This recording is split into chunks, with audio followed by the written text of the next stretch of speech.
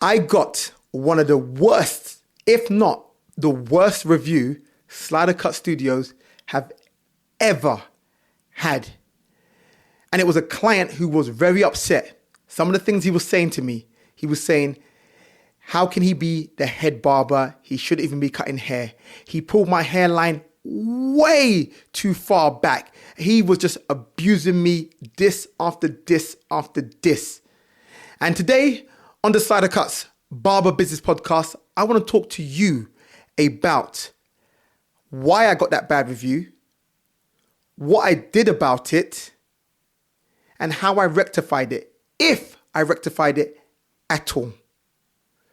If you don't know already, my name is Mark McIver, and this is the SliderCuts Barber Business Podcast, where I talk all things barbering, business, and in between.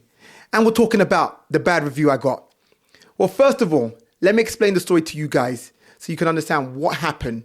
And I'll let you know, in all honesty, was the guy over-exaggerating? Was it my fault? Should he have dissed me and abused me in the way he abused me? I can't fully remember exactly what he said, but he was insulting me to the point where I was like, wow, imagine I'm the head barber, I run the shop, I'm the owner, and I've got like the worst review more than any other barber, junior barber, professional barber, senior barber. Me, I'm getting the worst review like this. But let's talk about it. A client came into the shop one day. He cuts with one of the other barbers. I've seen him get his haircut all the time. So when he booked me, I was like, okay, cool. I'm going to give him a good haircut. Now, so you understand, when he gets his haircut, usually with the other barber, his hairline, for those who can't see it, but his hairline comes from the middle and it goes and it drops down towards the edges. So he's got kind of like a rounded hairline. And if you know me, I love my shape ups and I love the angles which I produce. So even when I've seen him getting his haircuts before, I've always thought, why is he letting his hairline kind of just drop down? Like, I always think it'd look better, to frame his face better if it just, cut straight across, which would involve bringing his hairline back. Yes, but I just thought it would look better. So when I came to cut his hair, I was like, all right, okay. Today, I'm going to give him a good haircut, and the shape up's going to be on point. Like, he's going to love it.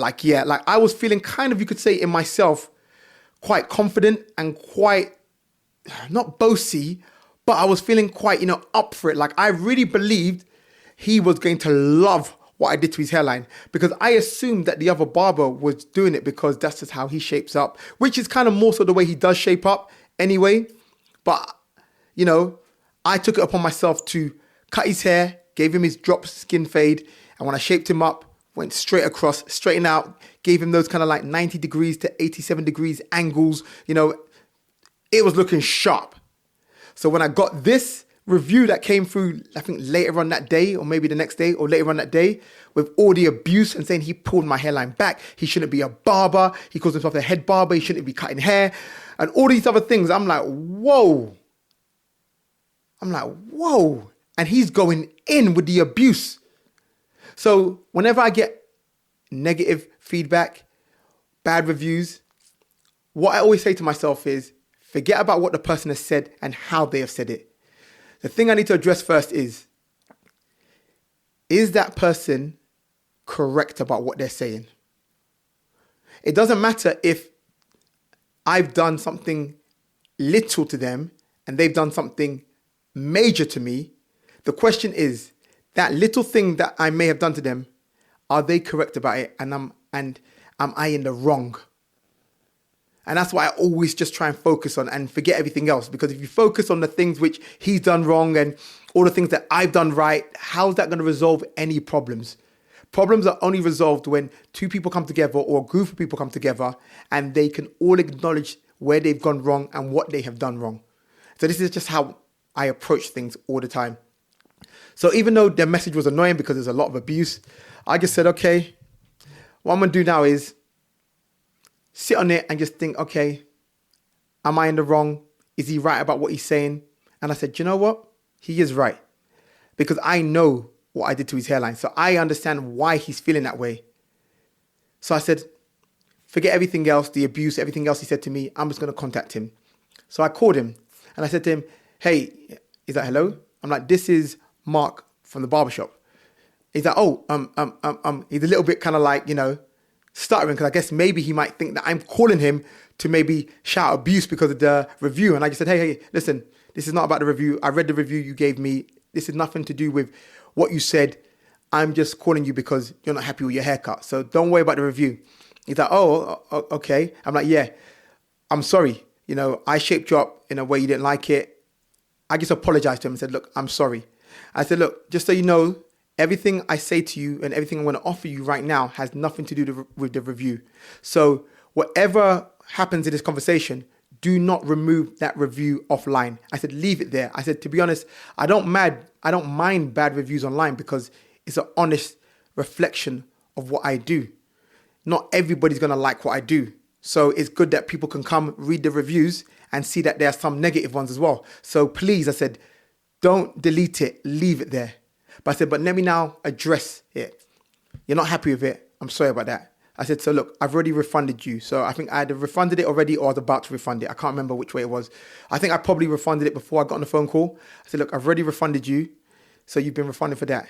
I said, on top of that, I'm going to pay for your next 2 haircuts with the barber you usually cut with. He's like, oh, okay. He's like, oh, okay. I don't know if he said thanks. I can't remember. I'm like, yeah. But to make it clear, because I kept on reiterating this to him, do not remove the review. I don't mind it. You can leave it there. That's fine.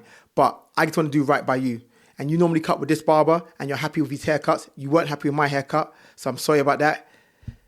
But now I'm going to rectify it by, covering your next 2 haircuts. I said, all you got to do is, just call up the shop whenever you want to book an appointment with him and I'll book it in and, I'll pay for it. So it's all good. And they're just kind of like, okay. And I don't know if he said thanks. He might have said thanks, cool.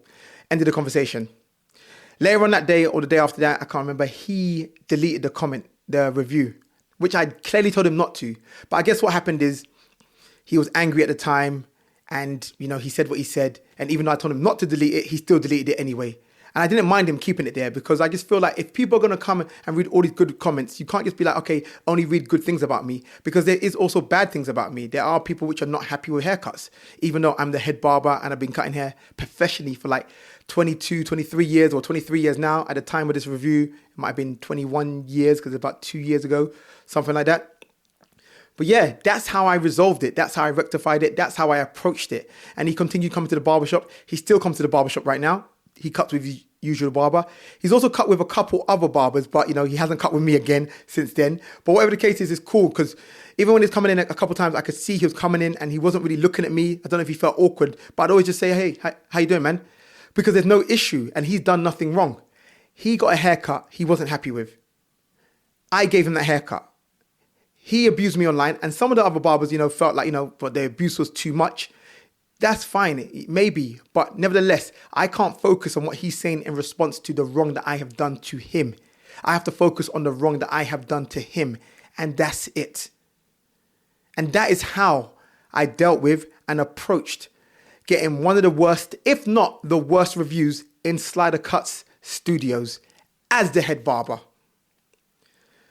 I hope you've enjoyed this episode of the SliderCuts Barber Business Podcast, where I talk all things barbering, business, and in between. And if you love these type of conversations and you are a barber yourself and you want to learn how to grow your client, up your income, cut better, then I have a barber business community group. The link is in the description. So if you want to join, click the link in the description and I'll see you inside. Peace.